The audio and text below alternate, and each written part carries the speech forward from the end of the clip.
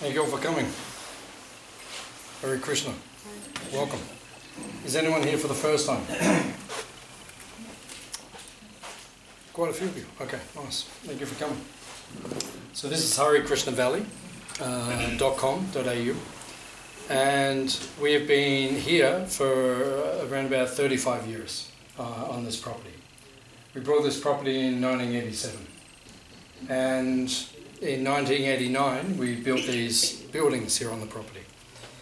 Before we had this property, we had a 20,000 acre farm near Renmark, right up near Mildura, on the bank of the Murray River, 20,000 acres. But it was too far away for people to visit. It wasn't practical. It took 7 hours from Melbourne to get there, 4 hours from Adelaide. So they decided to have something more local, 1.5 hours from Melbourne, so they brought this property. It was 200 acres. As you drive in from the front sign all the way to here, this is our property. And then when we first got here, there was only the dairy, which is on the other side of the property, and the original farmhouse, which is on the other side of the property. And they were the only buildings here at that time. And then we built all this infrastructure. We built this building here, which was a school. And we ran a Hare Krishna primary school for 7 years here. And then we built the 2 ashrams and some of the ashrams down the back as well. And we began to develop a little community here. But then in the mid-90s, the school closed because the government was trying to merge small schools in country Victoria, so we lost our funding. And the community moved away mainly to our other farm, which is in Byron Bay at Murwillumbah. We have an 800 acre farm up there. And we have a school which has been running there for over 40 years for Hare Krishna kids. So then there wasn't much going on here for a long time. And then Manigriva and I came here 15 years ago to do something with the property. So then we renovated this. When we got here, these were classrooms. There were blackboards, and the room was purple. So then we renovated it and we turned it into like a temple, an ashram, and a yogashala. So the people can come here and they can learn about spiritual things. And we run retreats on a regular basis for the benefit of the public. And we've also built a goshala on the other side of the property. We'll go after lunch. Hands up if you'd like to go and visit our cows after lunch. Yeah, so those who want to come, after lunch we can go and visit their sacred cows, the holy cows, in their goshala, which means their home. Goshala means protection. So the cows are protected there. So one of the things that is unique about this place is that we have an ahimsa dairy. Ahimsa means non-violent, because in this world there's so much violence. I actually arrived in Australia this morning. I've been in India for 1 month, and I arrived at 6 o'clock this morning and drove from Tullamarine just to be with all of you, just because we have our open day, and I wanted to be here, but I'm jet lagged and still recovering from a month in India from the bacterial overload of being in India. What we have here is an ahimsa dairy. Ahimsa means non-violence. We teach people how to live with the animals in a peaceful way. As I was traveling back, I saw some of the news headlines in the Gaza. I was totally off. I didn't hear any news for 1 month, practically. I didn't look at the news. I didn't take my phone with me. Now I'm back and we're reunited again. I'm so happy to see you again. Actually, I don't like my phone, but I do and I don't. Because I can do a lot from this phone. From my phone I can bring people here. I just spend a little bit of time on here and on Facebook and emails, and people come. So it's a very handy instrument. But I was glad not to have it around for 1 month because it's just distracting. I use it for my service, but it's also distracting. So I didn't look at the news for 1 month. I just heard a few things here and there, but when I was travelling back, I saw the headlines. And in the Gaza Strip we have hostility, conflict. And in the Ukraine, it's still going over 1 year now, the conflict. And Prabhupada, who's the founder of the Hare Krishna movement, he said that all these conflicts on the earth, they're always because of cow killing. Because the humans kill the cows. Because the cows are a sacred animal. All life is sacred. We don't kill things here. This is ahimsa, this place. It is shanti. It is peaceful. We don't kill things here. No unnecessary violence. So the cows are protected here. But because in other places in the world they don't protect the animals, then all that karma, it's called ugra karma. Ugra means terrible. So all that terrible karma from the unnecessary slaughter of so many animals, then eventually when that builds up, that all comes back onto humanity. And that's why we have the wars and the conflicts and all these things. All these things are avoidable. Just like I just finished a retreat, literally 2 days ago. I was on a retreat. There was 400 of us next to the sacred mountain of Govardhan in India. And there were people from all over the world, from Israel, Turkey, Iran, Iraq. Everyone was living there peacefully. We don't have any conflict. 400 of us, international, people from all over the world. Right? There's no conflict. But then if you go to these places, Iran, Iraq, and Afghanistan, and Israel, and like that, so much conflict. And why is this? It's because people are living in ignorance. It is called avidya. Avidya. Vidya means knowledge. Avidya means without knowledge.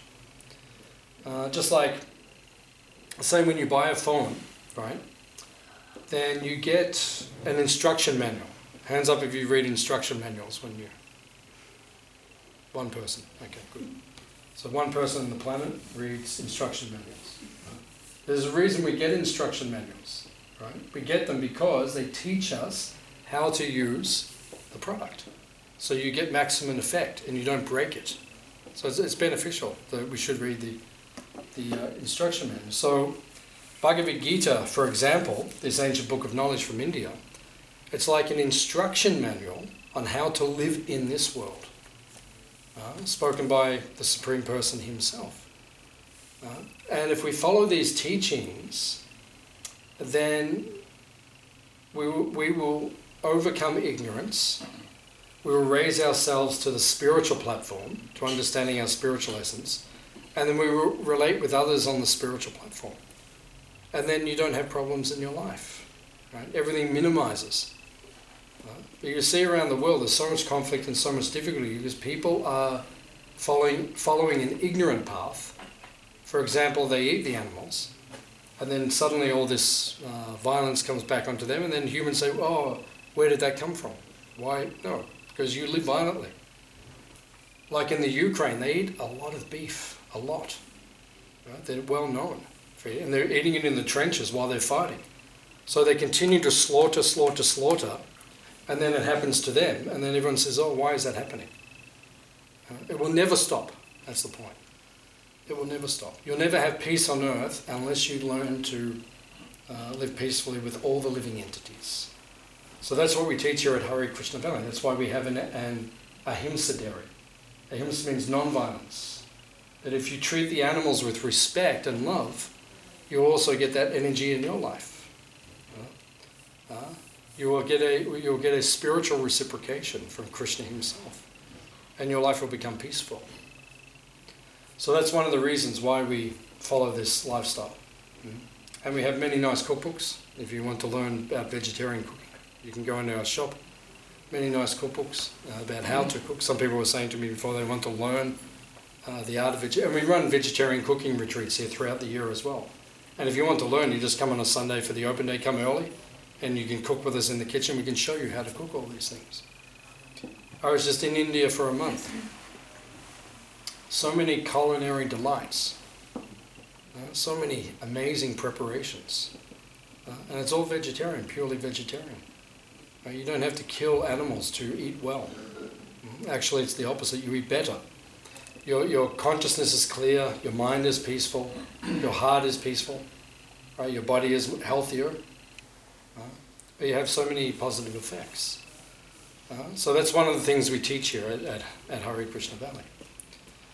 So I just spent a month in India. Why do we go to India? Because it is a holy place. It's known all over the world for being the center of spirituality. I think most people would agree with that. It's the most spiritual place on the planet. It's definitely the most colorful place on the planet. I heard one person say a few years ago, everything in India takes 2 hours. Crossing the road takes 2 hours. Going to the toilet takes 2 hours. Everything you do in India takes 2 hours. It's just the way the place runs. It's a very colorful place. I've been back just for a little while, a few hours, and you miss it because it's so everything is just colorful and light, full of life. Nothing is boring in India. Even crossing the road's not boring because you don't know if you're going to make it or not. Driving your car is not boring because people don't even drive on the same side of the road. And there's people going in every direction. I've believed in God my whole life. Now I understand God is Krishna. That's my understanding. But the first time I went to India 30 years ago, it cemented it for me. Because I thought to myself, the first time I drove on a road in India, I thought, if there wasn't a God, none of this could happen. Because if there wasn't a supreme being, there's no way that this could all work. Right? Because everyone somehow gets through. Right? There's cows walking across, there's dogs, and there's monkeys and pigs. Right? And then you're going down one way and there's a guy coming the same way. Yeah. The road rules are not exactly the same. Yeah. Hands up if you have an Indian license. I have Indian license, okay. Can we pray for you? Does that work in Australia, Indian license? No, I have both the licenses. Yeah. But when you come to Australia, do you have to get an Australian license? No, I have an Australian driving license. No, I know that. First few months you can drive without the Australian license and then you have to get it. But if you have an Indian license, if you come in Australia... Straight away, first time, yes, for the first 5 months. First 5 months? Yeah. Okay. If you're a tourist or a student, you can drive for first 5 months. But then you have to get the Australian. Convert it. Yeah, I've noticed more people driving on the other side of the road in Australia recently. Because it's a colourful place, and it's full of colour, and it's full of life. So I just spent 1 month there. It's the most spiritual place on the planet. It is the home of spirituality. And we go there for a pilgrimage to enlighten ourselves. That's the point. Right? And Hare Krishna Valley, this place, is like an embassy of that place. Because we can't always go to these holy places. We call them dham. Dham means holy abode, a holy place. So we can't always go there. You have to get on a plane, it takes 24 hours to get there. It's a certain amount, you have to, schedule your life. There's many things that have to be arranged to get there. So Prabhupada, who's the founder of our movement, he created these kind of places as replicas of the holy places, so that you can come here and still get the benefit. And when you go to those places, like Vrindavan and Mayapur and Puri, these very powerful spiritual places, everything becomes amplified. And it's like your spirituality becomes amplified. You can feel the potency, the Shakti in those places. And it's great. Even a place like this, do you feel a sense of something when you come here to this place? Did you find something different when you came? Very Shanti. Very Shanti. Very peaceful. That's good. You get a free dessert today. Anyone else feel anything? Positive vibration. What's that? Positive vibration. Positive. More positive than outside? More positive. Yeah, many people say that when they come here. People say when they come here they feel this spiritual energy, which is there. So when you go to these holy places in India, then you feel the spiritual energy is magnified many times. And it is important to do these pilgrimages on a regular basis. In other words, we have to take time out in our life on a regular basis to fully immerse ourselves in our spirituality. Because one thing you notice when you go to a place like India, spirituality is just part of the fabric of society. People get up in the morning, right, and you hear all over, say Vrindavan or any of the places, 4 o'clock in the morning, 4:30 in the morning, you hear conchas blowing, you hear bells ringing, right? Everyone begins their puja or arti or worship at that time. In other words, it's a part of society. Right? Whereas in Australia, for example, you don't feel that so much. What do you feel at 4 o'clock in the morning in Australia? Yeah, that's what I mean. Most people are asleep. I remember years ago I was living in Melbourne, behind the Hare Krishna temple. I lived there for 7 years. And I got up one morning, 4:30 in the morning, I was going to the temple, because we have our first ceremony in the temple at 4:30 in the morning. And I was just coming out my house, and my next door neighbour, he just got home in a taxi. So he just pulled up, right, just finishing his day. I was just beginning my day. And he got out of the taxi, and he was a little inebriated, a little intoxicated. He said to me, he said, "Where are you going?" And I just looked at him and I said, "I'm going to the temple." And he looked at me and he said, "You're crazy." And I looked at him and I didn't say anything, but he knew what I was thinking. Who's crazy? Actually, it says in Bhagavad Gita, it says, what is nighttime for the introverted sage is daytime for the materialist, and vice versa. So what we see as being a time for enlightenment, materialistic people, they think it's the time for enjoyment. They'll stay up late. Like, we'll go to bed at 8:30, get up at 4:30, rise early in the morning, do our spiritual sadhana, our spiritual practices. Whereas materialistic people, they'll stay up all night and then they'll just go to bed, and they think the success of life is you go to bed at 4:30 and then you sleep until midday, and what is that? Where is the enlightenment? And you see the result in society. Look at the result. People are living like this. Is society peaceful? Are people peaceful? Are they reaching enlightenment?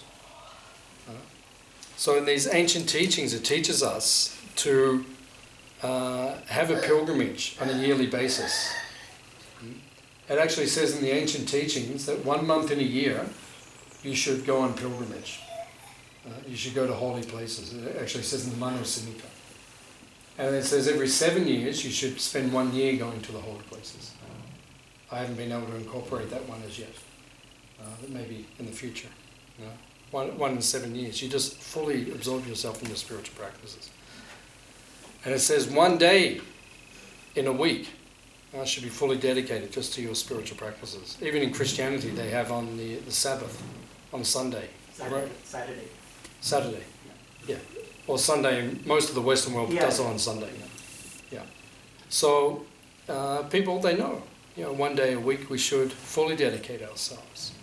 But in the Hare Krishna movement, we do it on a daily basis.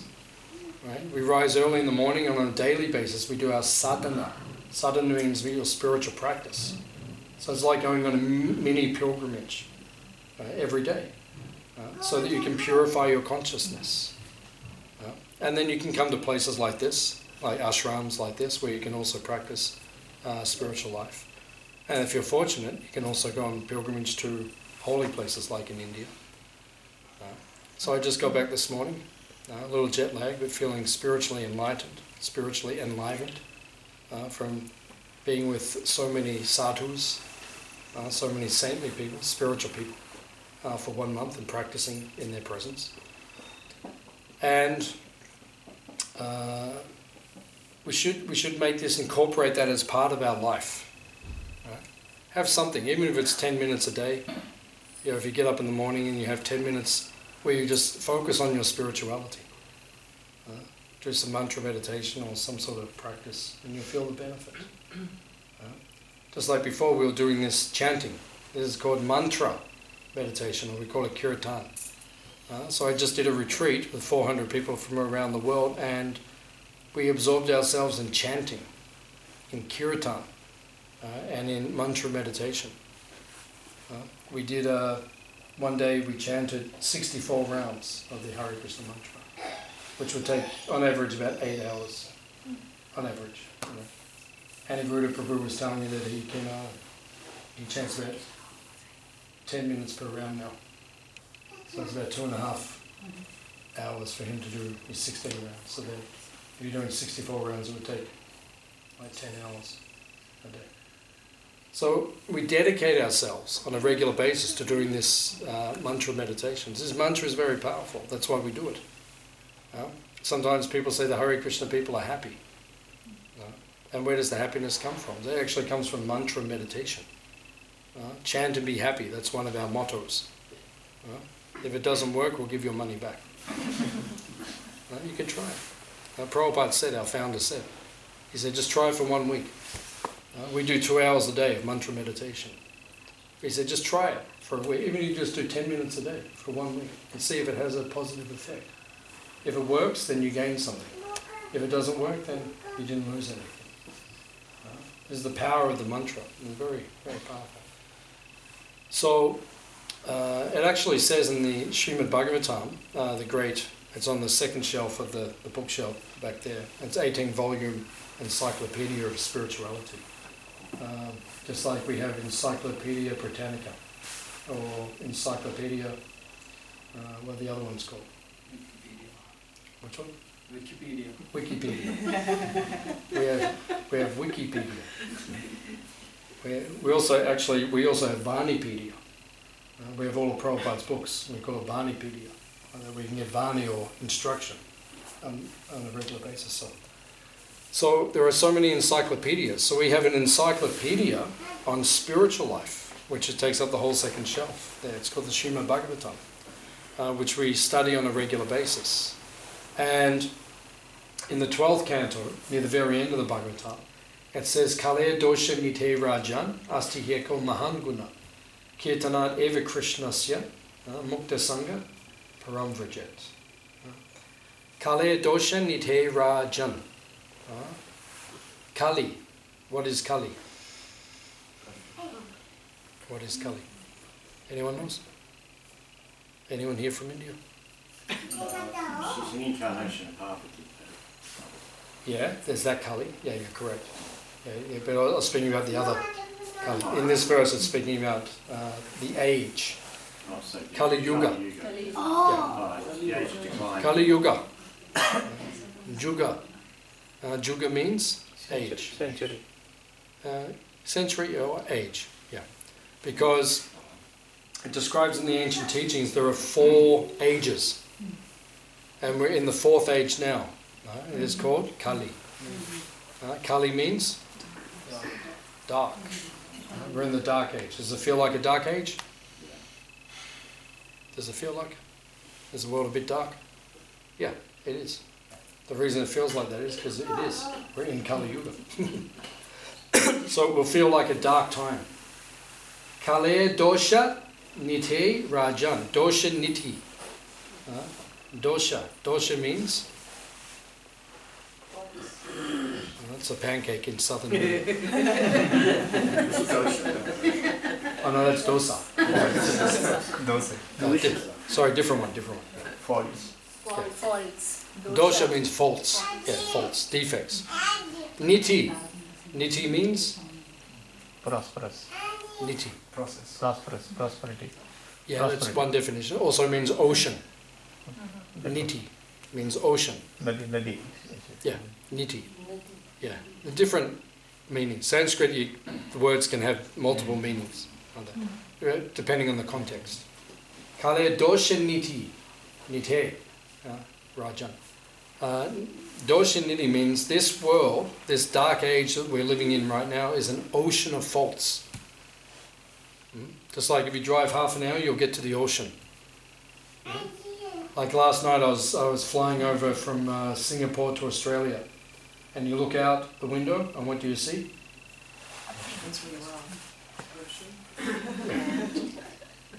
Yeah, well, Clouds. Followed the train of thought that I was going. Ocean. Oh yeah, there was an ocean. Yeah, so we were flying and we looked out and it was an ocean and that's all you could see. You could not see land, right, in the moonlight. Just went on and on and on and on. And I thought to myself, what if I fell out of this plane right now? Right, if I fell out and I landed there, I'd never get to land. I could swim for days, I wouldn't get to the land. Right? The ocean is vast.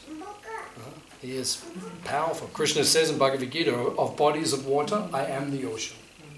And so you get an understanding of God's power.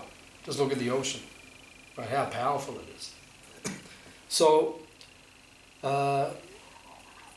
Doshaniti means an ocean of faults. This age we're in is an ocean of faults. Where are the faults? Where are the defects? In the economy. The economy is full of faults. The social fabric of society. Right? Society, the social interactions, is full of faults. I've got jet lag, so you have to help me out. What did you say so far? Economy. Economy. Social fabrication of fabric. Yeah, what else? The internet. The internet, yeah, that's also part of the social structure. The environment now is... Environment, yeah, look at the environment, full of faults, full of problems. Politics. They did a survey in Sydney University a few years back. And the survey, I mean, everyone knew what the result was going to be. The question was, do you trust politicians? Right? It was less than 25% of the population in the survey said they trust politicians. What sort of a world are we living in? You can't even trust the people that we vote for. Why are we voting then? Like, everyone knows they're going to break promises. What's the point? It's so full of faults, so many defects. What else? Within ourselves. Human. Within ourselves. Within ourselves, yeah. So many defects. Yeah, mental health. Soul. What is that? Soul. Our soul. So, Our soul. Yeah. Yeah, there's no fault there. The soul, but we're talking about the mental defects. Yeah. One of our gurus a couple of days ago, he was speaking about this. How society has so many mental problems now.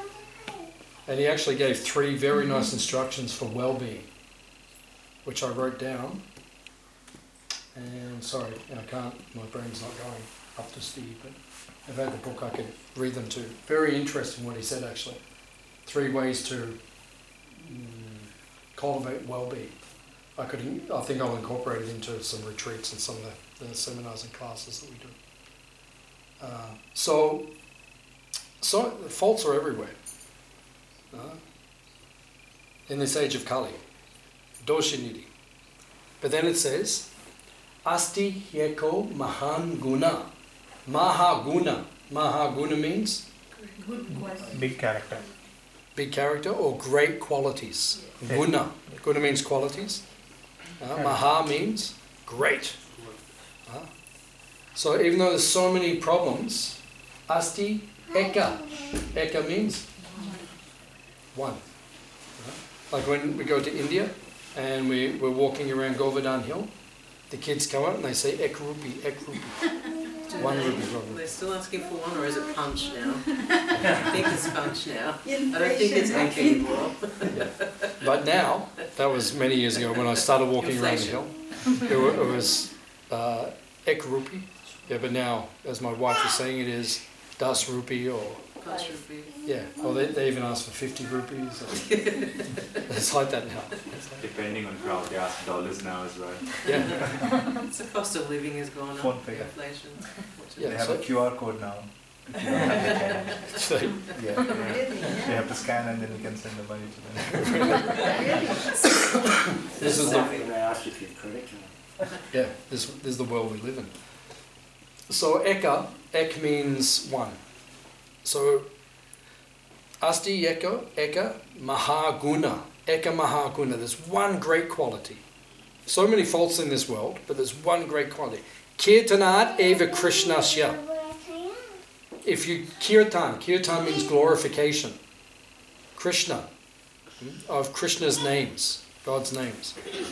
Just like we were doing before. If you do that on a regular basis, Krishna Kirtan, you're chanting regularly the names of Krishna, this is the one good quality in this world, because it destroys ignorance. It destroys our material consciousness, our material ego, right? And our suffering. And if it doesn't work, we'll give your money back. It is powerful. Mukta Sangha Param Vrajet. Mukta Sangha. Mukta Sangha means it liberates you. It takes you out of this world. The chanting takes you out of this world. It takes you out of material consciousness. Param Vrajet, and takes you to the supreme destination.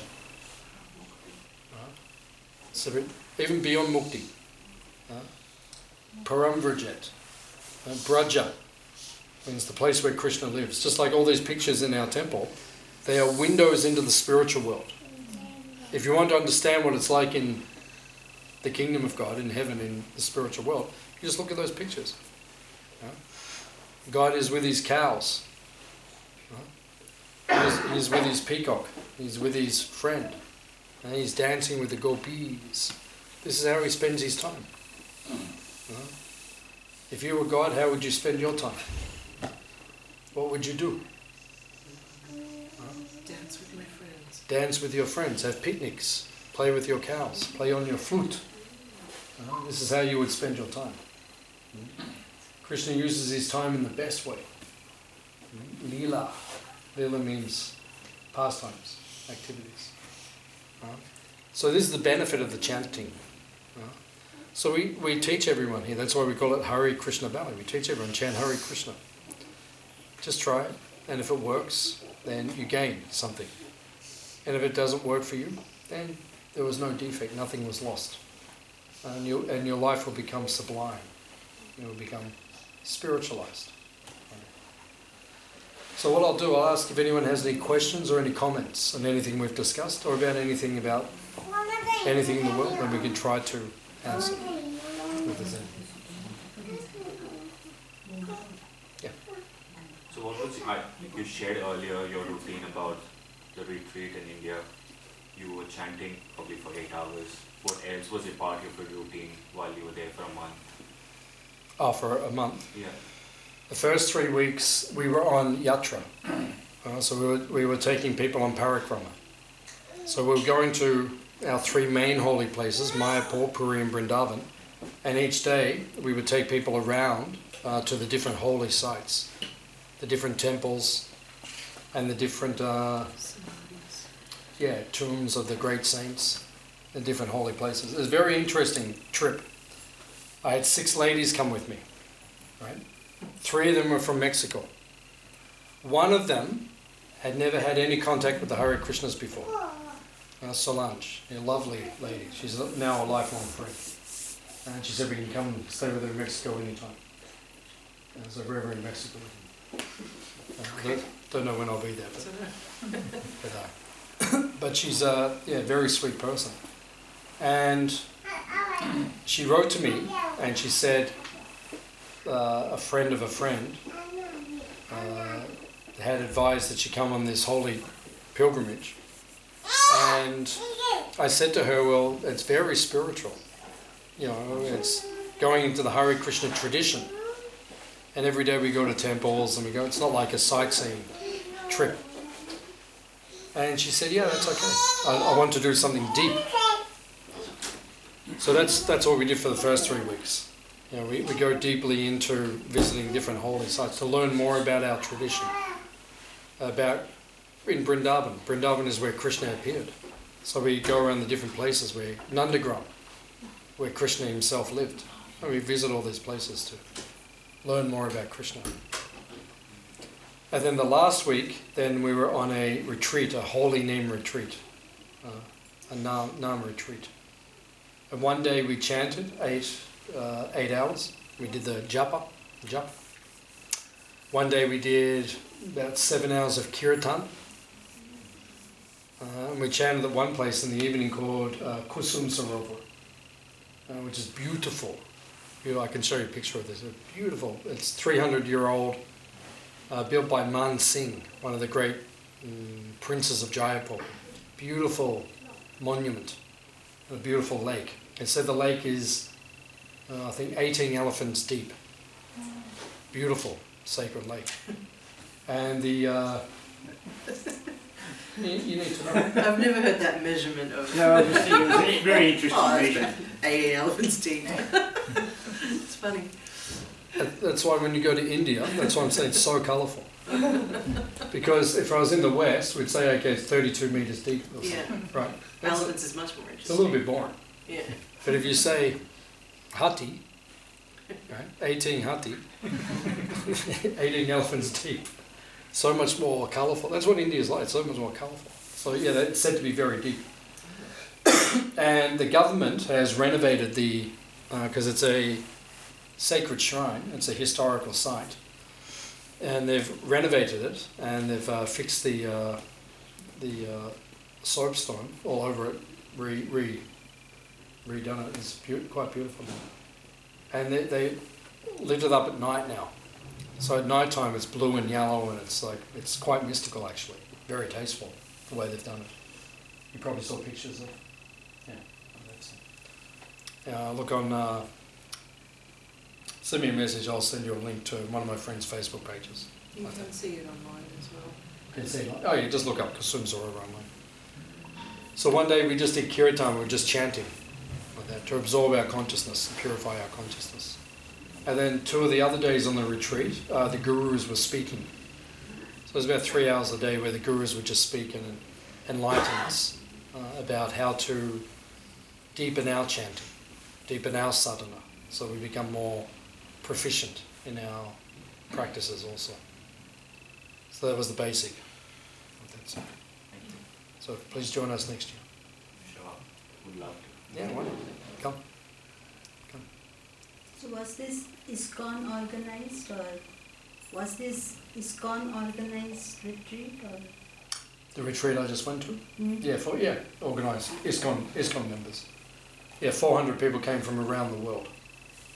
And on the 12th, which is another 2 days, they're starting another one. It's another retreat, which I used to do both, but now I only go for one. There'll be another 7-day retreat. Another 400 devotees will come. It's nice.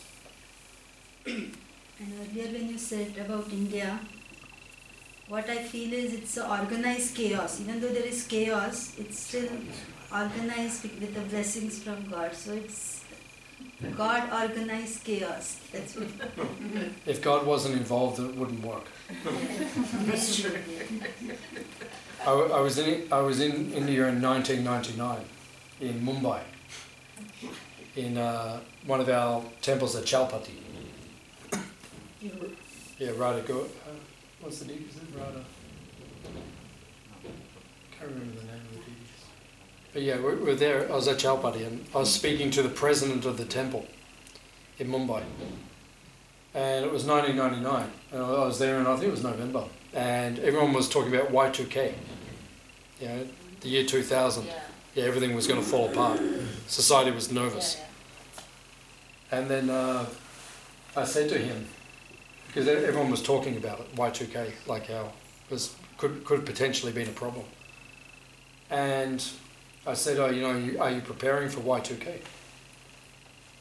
He said, every day is Y2K in India. He said, what are we going to do? Like, even if it falls apart, like it's already fallen apart. Everything's already, like you said, it's already chaotic. But what's going to happen on January the 1st? It'll just be another day. There was one year we were travelling there too, and they put a hold on all the money. They were changing it, I think, to Demonetization. yeah, and getting the black money out of. Yes, all of a sudden, Overnight. no banks, there was just no, and it was. Yeah, helicopters had to bring cash into Vrindavan, and there were lines everywhere. It was, yeah, but it somehow worked out. It just, that was. Yeah, Modi decided overnight. He just told everyone 24 hours. We're taking all the, I think it was the 500 And 1,000. and the 1,000. 1,500. Yeah, 1,500 overnight, taking it out of circulation.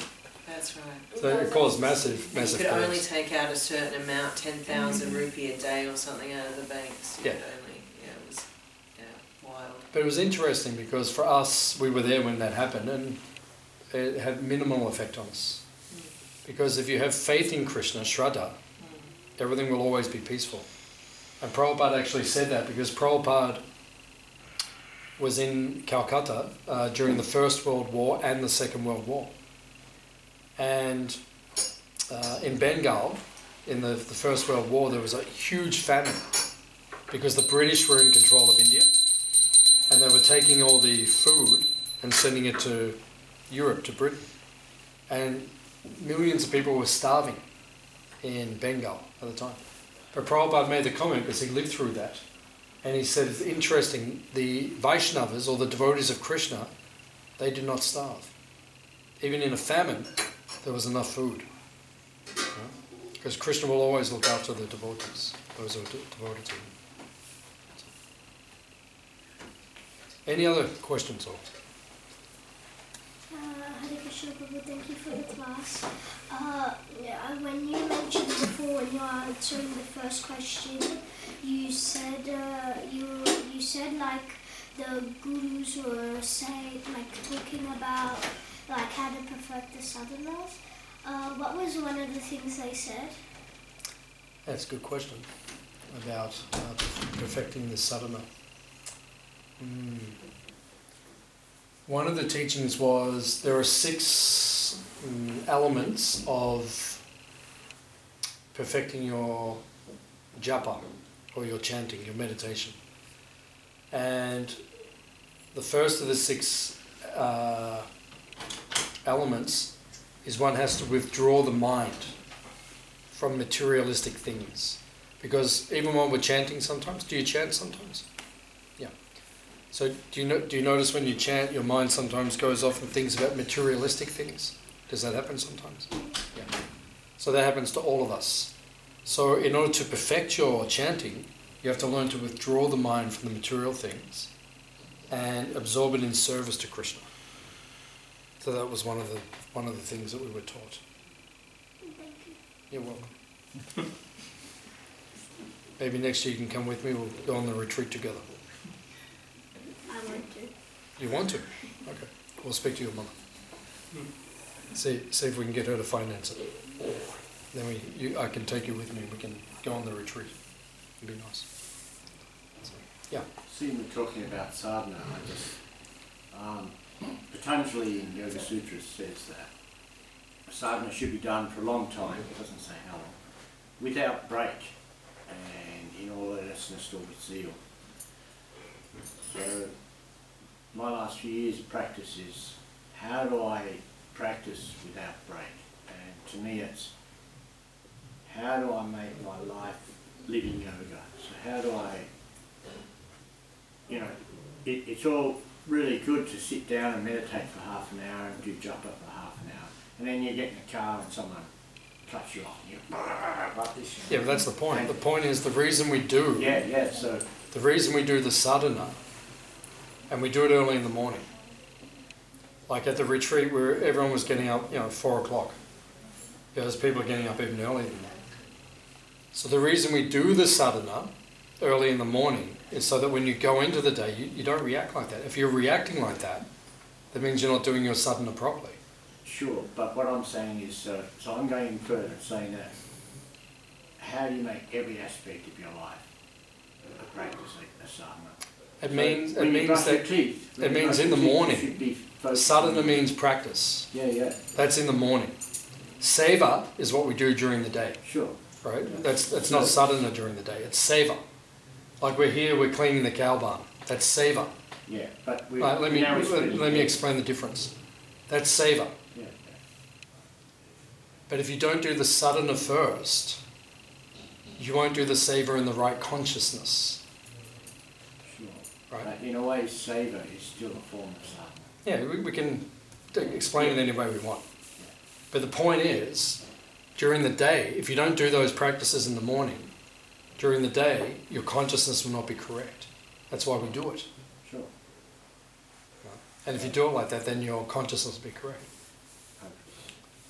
Well, it has to be. This guy gets in the way It has all to the be. time, right? You talked about avidya, ignorance, so this is... Yeah, but like I've been doing this. in the way all the time. I've been doing this for 30 years.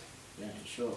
Right. So if you're doing something after decade, if you're still acting like you know, someone cuts you off in a car, and you get all angry and react, it means you haven't really learned anything. Well, I was just giving an example of this is what happened. Yeah, but what I'm saying is that we should see changes in our consciousness. Right? We should see changes in our consciousness. If you're practicing year after decade, and you're not seeing a change in your consciousness, it means you're not doing your sadhana properly. Sure. But you know, they describe, you know, in India they describe the mind as like a monkey, and not just a monkey but a drunken monkey, and not just a drunken monkey but a drunken monkey that's been bitten by a scorpion. We're all the Krishna same. himself says it's harder to control the mind than it is to control the wind. But then how does he answer? Because Arjuna says, how do I control my mind? And then Krishna says two things. He says, abhyas Yeah. and non-attachment. yeah, vairagya. Vairagya. Right? So that's how you deal with the mind. Yeah, yeah. Because the mind gives everyone problems. But if you're practicing after years, the mind should come under control greatly. Right? So then abhyas means regular practice. Vairagya means detaching yourself. You don't take the mind seriously. Yeah, if you haven't learned... Sure, we get to that advanced state where eventually we just understand that the mind is just part of Yeah, the so that's what I'm saying. If you've been doing this for years, you should be at that state. Yeah. But what I'm saying is, I think it's great if you're new to the path, practice for 10 minutes every day, then make it 15 and make it longer. But when you've been doing it for a long time, then to me, I start saying, well, how do I make sure that every activity I do in my life is a form of practice or a form of non-attachment? And to me, that's the path for getting, you know, eventually, hopefully, getting to that higher or to the, you know, samadhi state. Hopefully. Don't waste time. Well, you know, I mean, it means we should be feeling, from our practice, we should be feeling definite progress. Just like, I just went to India. Why did we go to India at this time? Because it's called Kartik Mas. Kartik Mas. You know Kartik Mas. So it's the holy month. So it's a holy month which comes every year. It's around about October, November. So it's a time every year where we look at ourselves and we look back at the last 12 months. We say, have I progressed? Because if you haven't progressed, then what are you doing? So if you've been doing this for years, you should be seeing profound progression. Otherwise, what are we doing with our lives? Don't waste time. We have to be serious about our spiritual practice. So, any other questions?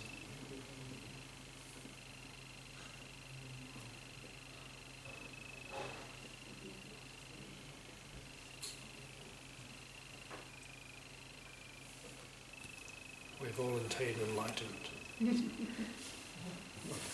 It's good. So now we'll have some lunch. Would you like to have some spiritual food? Yeah, this is called prasad. Prasada means spiritual food. It means just like you saw my wife, she offered the food to Krishna. Before we eat the food every day, we always offer it first to Krishna, the bhoga. Bhoga means enjoyment. Right? Because we enjoy. Like you will enjoy lunch, no doubt. You know, you wouldn't have come here if we're just going to serve mashed potato without salt. Not so many people will come. Right? But we cook, delectable things, very delicious things. So we cook these things, but whenever we cook the bhoga, we first offer it to Krishna. Right? And then he accepts it and it becomes spiritualized, and then it's called prasad. Sometimes people say the Hare Krishna food tastes different. Have you experienced that? The prasad tastes different. There's something about it. It has like a spiritual energy about it. And just by eating it, you're becoming purified, advanced in spiritual life. That's why we always offer the food to Krishna. So we'll take some spiritual food, some prasad. And then after lunch, if you'd like to join us, we'll go and see the sacred cows at the Goshala. on the other side of the property. So we can walk there or you can drive there as you like. And then if anyone would like to help out afterwards, clean the kitchen or do any seva, just come and see us if you'd like to help. Thank you very much for coming. Please come again. I hope my jet-lagged discussion was okay. I did my best. I'm trying to stay awake because I want to get into Australian time zone, so I'm trying to stay awake. So tonight hopefully I'll sleep. So thank you for coming.